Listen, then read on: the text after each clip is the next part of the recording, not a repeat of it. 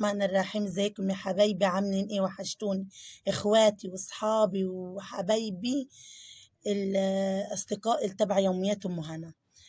النهارده هنعمل وصفه حلوه وجميله وخفيفه. هنعملها النهارده بطريقه حلوه، طريقه حلوه وسهله. صلوا على النبي حبايبي وتعالوا معايا. جبنا كيلو من اللحمه، وانا شفت كل اصحابي اللي على القنوات اللي بتاعت اليوتيوب عاملينها. هما بيعملوها عيش من ابو جني ده، ابو رده. احنا هنعمله النهارده عيش من الفرن، وانا حبيت ان انا اجرب، وبعد ما اجرب اقول لكم ان كانت الوصفه حلوه او وحشه. كيلو لحمه كنت جايبان عليه نص كيلو من البصل، عليه ربطتين من الخضره، عليه 3 4 قرون فلفل من الحامي الحار، عليه التوابل، فلفل، كمون، كزبره خشنه، كل ده من ناعم يعني، ملح، واحدة فيفوز. صلاتكم على النبي، صلوا على النبي. ولو وصلتوا معايا لحد هنا اوعوا تنسوا اللايك لاختكم حبيبتكم. صلاتكم. اما الحتة دي بقى اللي بقول لكم على التركة دي ما حدش عملها قبل كده غير ام هنا بس. ايه هي بقى؟ كيس فيجيتار بتاع تتبيلة الفراخ البانيه. يا ريت تجربوها وقولوا لي على الوصفة دي. يعني وصفة جميلة توديكم الكيس دي، تودي الخلطة في حتة تانية خالص.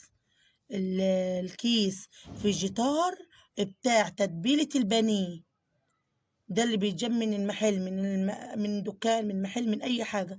تحطوا بعد ما تحطوا التوابل بتاعتكم، الفلفل، الكزبرة، الحاجات كلها النواشف. هنفضي الكيس الفيجيتار ده بيودي الخلطة في حاجة تانية. اللحمة اللي قدامكم دي لحمة مستوردة مش بلدي. تعرفوا ان الخلطة دي بتخليها زي اللحمة البلدي. يعني حتة التركة البسيطة دي بتودي اللحمة في حتة تانية خالص. جربوها وهتدعولي والله. عشان بس التكلفة، وانا دايما وابدا لما بعمل حاجة يعني وصفاتي كلها فيها نوع من الاقتصاد، يعني على مقدريتي. فاحنا بدل ما بنجيبوا العيش ابو رده ده الغالي ويكلفنا فوق الخلطة دي كلها اللي احنا عاملينها، لا احنا جبنا عيش من المدعم عادي، وهيبقى معاكي زي الفل وزي العسل. بتفتحي الرغيف زي ما انتوا شايفينه كده، وبتجيبوا الكورة على حسب ما انتوا بتعبوا العيش بتاعكم ايه، وتعبوه وتفردوا الخلطة اللي انتوا شايفوها دي كلي، وتدهنوا دهن الزيت بسيطة من بره ومن تحت ومن فوق الرغيف زي ما انتوا شايفينه كده. صدقوني بتبقى خطوة جميلة جدا، والعيش ده برضو كمان أحلى من التاني. يعني على بنعمل حاجة اللي هي توفر علينا برضو بتبقاش وحشة برضو. صلاتكم معانا حبايبي. احنا بقى طلعنا العيشة وزي ما انتوا شايفين، عشان انا اشتغلت فيه خدت كمية في السوا عشان انا كنت بطيب على فرن البوتاجاز. وزي ما انتوا شايفين بسم الله ما شاء الله، حاجة عسل عسل عسل. يعني ايه؟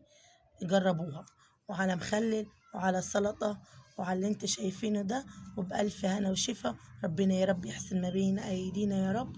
كل اخواتي وحبايبي ما تنسونيش في اللايك، ومع ألف سلامة.